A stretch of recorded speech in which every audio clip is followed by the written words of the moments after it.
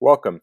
In a previous video I talked about using JPEG Optim to recompress JPEG files and shrink them down, and in this video I'm going to talk about a similar tool for PNGs called advpng. And advpng is part of something called AdvanceCOMP, and as we did in the JPEG Optim video, I'm going to install this on my Mac using Macports. So to install it, I'll open up a terminal, I'll type in sudo space port space install space AdvanceCOMP, and that's like the word advance and then COMP, and I'll hit enter there. It'll ask me for my password, and I already have it installed, so that was very quick. Once you do that, you can there are 4 programs with this. If you type adv tab twice, you'll see the programs. You have advdef, advmng, advpng, and advzip. So I'm just going to be talking about advpng in this video. So if we look at advpng, you can just type advpng and hit enter. You'll see the options here, and the one that I use is the 4, which the Z and the 4 together, which recompresses the file and makes it smaller. If you watched my JPEG Optim video, we used the -P to preserve the timestamps, and this doesn't preserve the timestamps. So this will update the timestamp and make it look like the file was edited. So it's not quite as good as JPEG Optim in that respect. So if you don't want to screw up your timestamps, you don't want to use this tool. As always, if you're using these tools, make sure you're backing up your data before using them. I haven't had any problem, but you never know. So I'll demonstrate this the same way I did JPEG Optim in my mail program. So I have another terminal open, and I'll type cd space library /mail, and I'll type du space -sh period /, and this will tell me how big my mail directory is.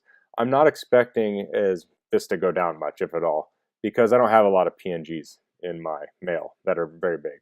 So I'll do the same thing in this terminal on the left. I'll type cd library /mail.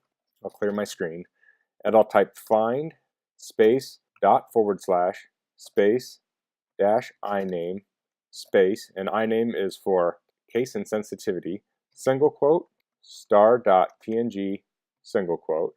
And if I hit enter here, we'll see all the PNGs in my mail folder. You can do the pipe command and then wc space -l, and wc is word count, and -l asks for the number of lines. So if we run this, it'll tell me how many lines we get.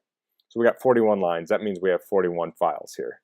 Let's go back up to this, and I'll delete the word count in the pipe, and I'll type space -exec space advpng space -z4 space left brace right brace space / semicolon.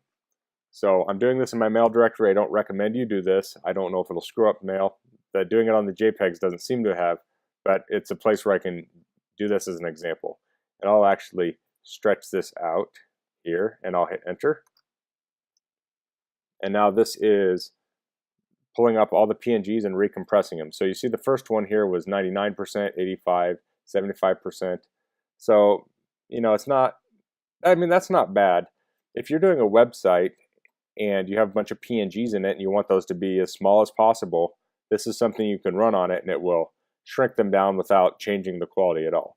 So this will probably take a few minutes, so I will probably speed up the video at this point and come back to you when it's done.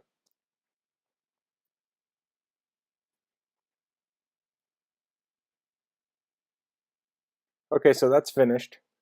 So as we see here, the percentages, you see some 65, so it's not a lot. Let's go over to the other terminal, and we'll run the command again to see how big this directory is. And like I see, it hasn't changed. These changes were probably so minimal it didn't make a big difference. So I'm just doing this as an example. But if you had a website and you had a bunch of PNGs in it, you could run this on a copy of it and maybe get the sizes down a little bit. So that's the basics of using the advpng for recompressing files. If you have any questions, please leave them in the comments. If you like this video, please click like. If you haven't subscribed to my channel, I would appreciate if you did that, and thanks for watching. Until next time, goodbye.